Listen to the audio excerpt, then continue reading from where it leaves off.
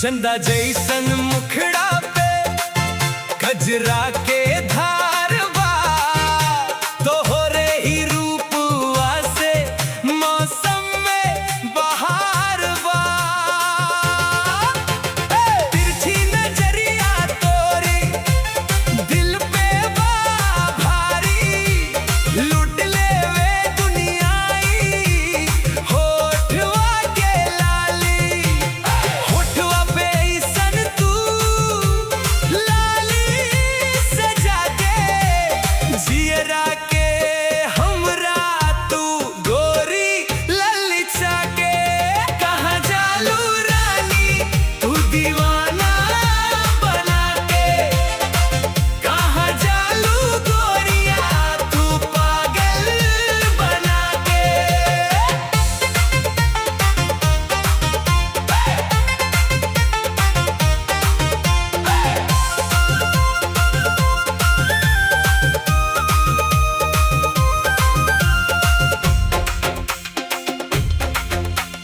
बाजे पैजनिया जब तू छम छम चलेलू, लचके कमरिया जब जब जियरा डाहेलू। बांध के तू रख लू ए गोरी रेशमी कदरिया, खींचेलू तू नियरा देके ई नजरिया।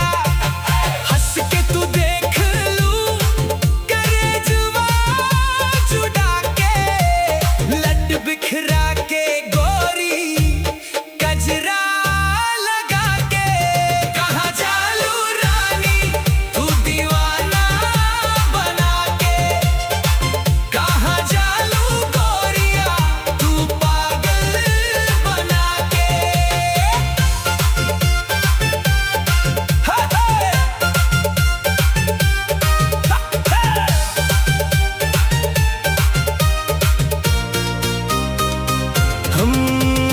हम त दीवाना तोहरे रोज स्टेटस में लिखी, तू त मिले ना आवेलू चाहे कतनो हम चीखी।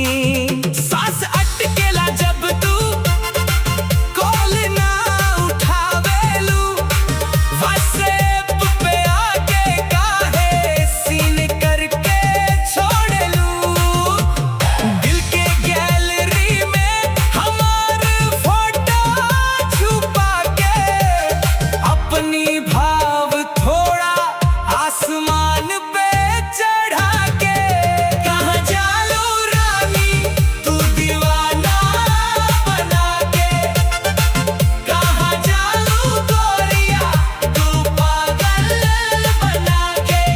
रोज नया नया तू बहाना बना के, कहाँ जालू रानी तू दीवाना बना के।